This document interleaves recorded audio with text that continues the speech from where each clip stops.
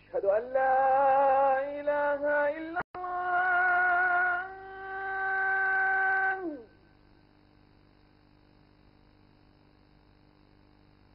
أشهد أن لا إله إلا الله.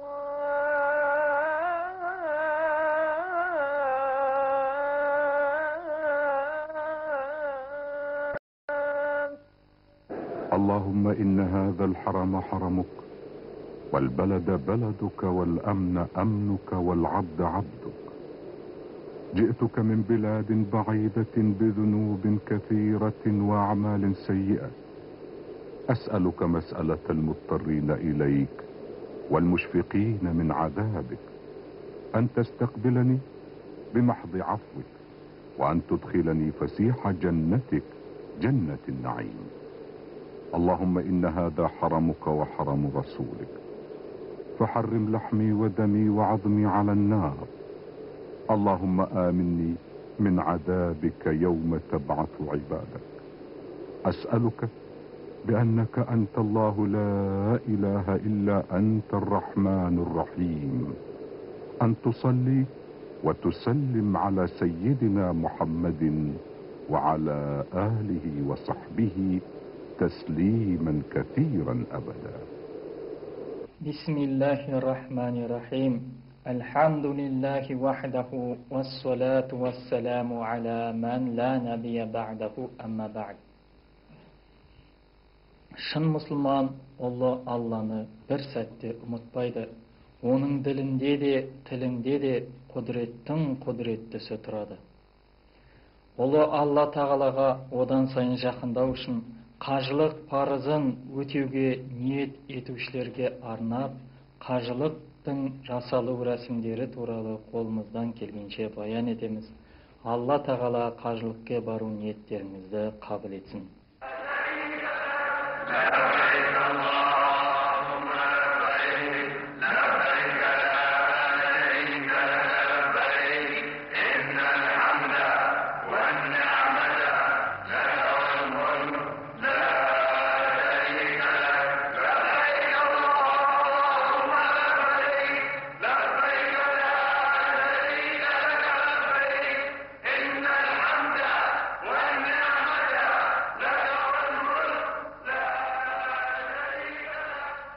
Қажылық қылу исламдағы 5 парыздың ең соңғысы. Қажылық күші жеткен мұсылмандарға қажыға бару парыз екендігі туралы Алла тағала Құран-ы Кәрімдегі Бақара сүресінің 196 аятында былай деді: "Астаизу биллах ва атиммул хаджа вал умрата лиллах". Хаж және ғұмраны Алла үшін толық орындаңдар. Бұл аят пайғамбарымыз Мұхаммед алейхиссаламға хижраның 6 жылы Мәдинада түскен болатын. Осы күннен бастап қажылық қылу барлық мұсылмандарға парыз болды. Қажылық өте сауапты да маңызды құлшылықтардың бірі. Әбу Хурайра радиаллаху анху равайет етеді: пайғамбарымыз Мұхаммед алейхиссаламнан сұрадым: "Я Алланың елшісі, Алла тағаланың құзырындағы ең жақсы ғамалдар қайсы?"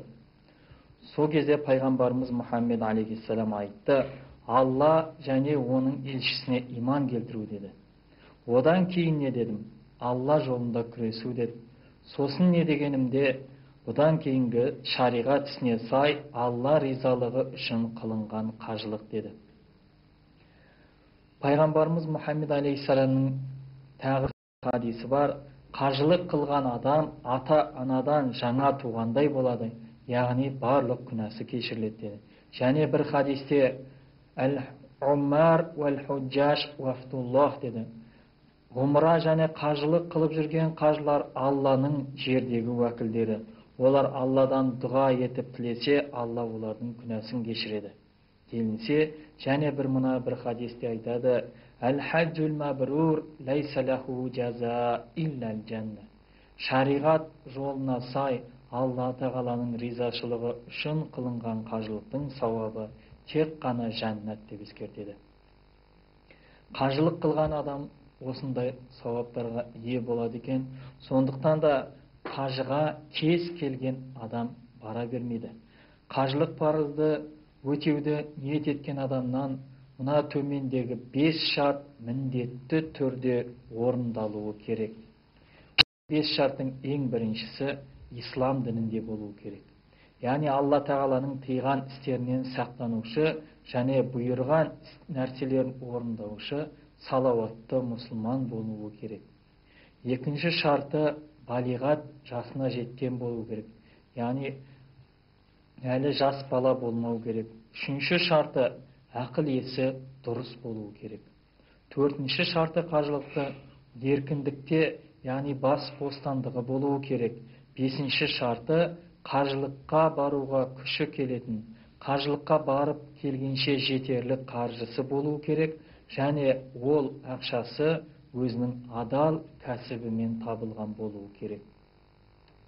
Егер осы 5 шарттың біреуі орындалмаса, онда ол адамға қажы қылу парыз болмайды. Мүмкіндігі толық келетін адамға қажылық парыз екендігін Алла Тағала Құран Кәрімдегі Әл-Имран сүресінің 97 аятында Астаизу билла валиллахи алан-наси хаджул байт ман истата'a илейхи сабила. Шамасы келген кісілер Алла үшін Қағбаны зиярат етіп қаж қылу керек деп Алла Тағала атап көрсетті. Кейбір қаражаты мол кісілер, мұсылмандар қажылықты өтеуге денсаулығы жарамайтын болса, ол адам өз орнына бұрын қажылығын өтеп келген, қажылықтың шарттарын жақсы білетін мұсылманды жол қаражатын толық төлеп жібере алады. Ол адам ихрам кигенде сол жіберген адамның атынан ниет етіп қажылығын өтейді. Біреудің атынан қылынған бұндай қажылықты бәдәл қажы деп атайды. Шариғатта бұған рұқсат етілген. Ашхаду анна Мухаммадар Расулуллах. Ашхаду анна Мухаммадар Расулуллах.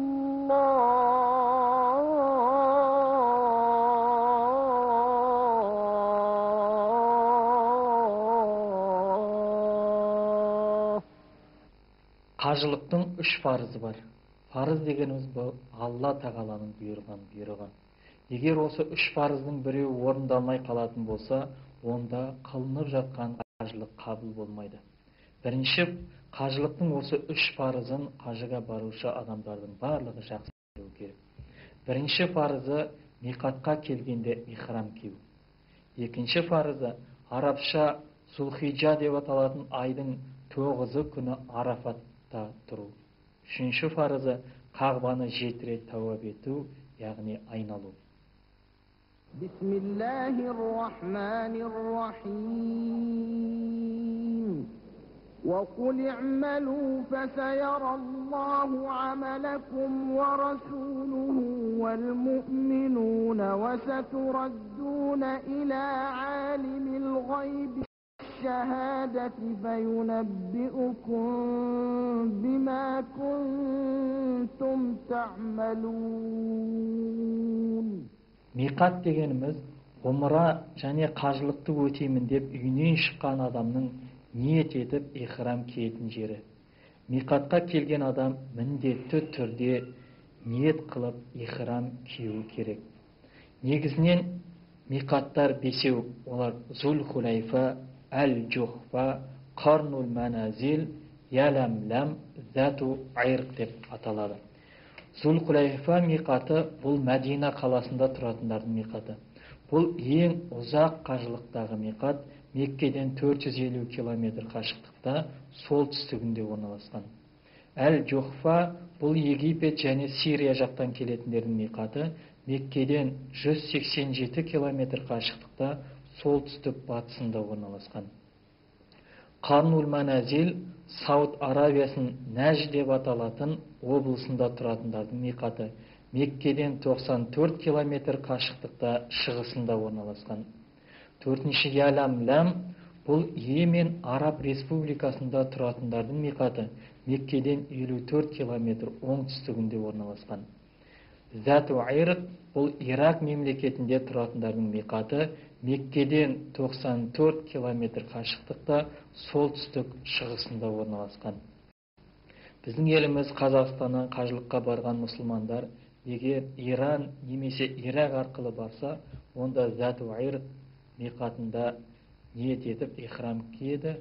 Түркия немесе Сирия арқылы келсе, онда жолда бірінші кездескен миқаттан ихрам киеді.